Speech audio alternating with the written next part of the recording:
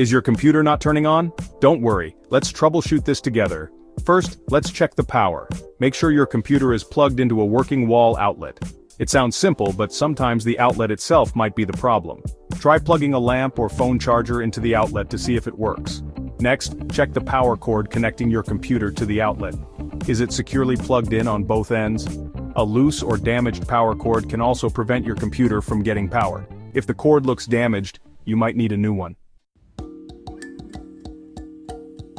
Sometimes the problem isn't the computer itself, but the monitor. Make sure your monitor is turned on.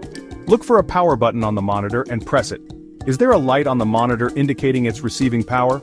If the monitor is on but the screen is blank, check the cable connecting it to your computer. Make sure it's securely plugged in on both ends. Try a different cable if you have one handy. If you're comfortable with it, opening your computer case can help identify problems. Before you do this, unplug the power cord. Safety first. Inside the computer you'll see various components. Look for the RAM sticks. These are small circuit boards that snap into place. Gently push down on each end of the RAM sticks to make sure they're properly seated. Next, locate your hard drive. It's a rectangular box, usually connected to the motherboard with cables. Check that the cables are securely connected to both the hard drive and the motherboard.